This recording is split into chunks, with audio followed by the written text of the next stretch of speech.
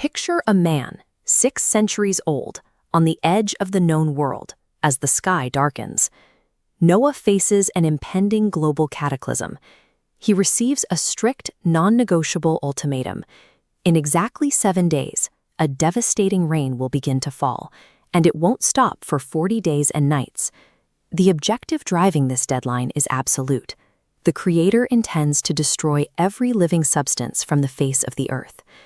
Noah's task is to capture and preserve the seed of life, a living, breathing archive meant to eventually repopulate the planet. Noah isn't told to fortify his home or flee to higher ground. Survival in this scenario is tied to a single variable: completing a massive logistical task before the 7-day window closes. The biological cargo manifest gathers clean beasts and fowls in sevens, and unclean beasts strictly in pairs. A pair provides the minimum for reproduction. The sevens offer a surplus, ensuring enough seed propagates the earth once waters recede. Noah, his 3 sons, and their wives lead an orderly, massive procession. Thousands of animals march into the ark, 2 by 2. On the horizon, a storm of apocalyptic scale is gathering. Yet right here on the boarding ramp, we see a meticulous, highly ordered dataset of life being systematically loaded into the vessel.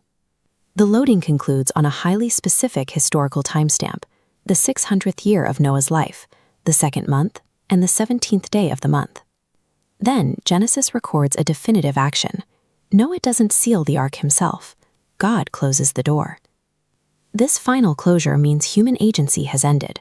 The physical boundary is permanently locked, and the passengers inside are completely sealed away from the incoming chaos. That heavy timber serves as the ultimate dividing line. On the outside lies total vulnerability to the incoming deluge. On the inside, absolute security. This cross-section schematic shows the mechanics of the event as described in the text. It's a dual water source model. The fountains of the great deep break open, sending massive subterranean reserves rushing upward, while the windows of heaven open to pour atmospheric water downward at the exact same time. This unrelenting two-front surge continues for 40 days and 40 nights. The volume is staggering, eventually pushing the water level 15 cubits, roughly 22 feet, above the peaks of the highest mountains. The rising waters utterly consume the global landmasses. The text specifies that every high hill sitting under the whole heaven is covered. Yet, as violent destruction scours the Earth's surface, the ark has a very different physical reaction. It is gently lift up, floating calmly upon the face of the waters. Consider the physics at play. The exact same rising waters that bring annihilation to the world outside provide the buoyancy required to save the world inside. Look at this taxonomic chart of biological destruction. It reads like a systematic uncreation, erasing categories of life down the hierarchy: fowls, cattle, beasts, creeping things, and man. The erasure is total. Every entity on dry land with the breath of life is extinguished. The rain finally stops after 40 days, leaving behind a terrifyingly quiet state.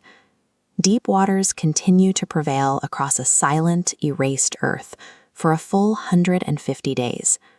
By verse 23, the text confirms absolute finality. The entire terrestrial system has been scrubbed back to a blank slate, leaving only Noah and his cargo alive. Now pull your focus back inside that floating sanctuary, drifting aimlessly amidst a vast, empty global ocean. The ark functions as a biological incubator, holding the precise blueprint of the old world within its hull. Genesis 7 reveals preservation as a meticulous, heavily bounded process. Out of complete, sweeping destruction, systematic obedience ensured that the breath of life would survive the deluge to begin again.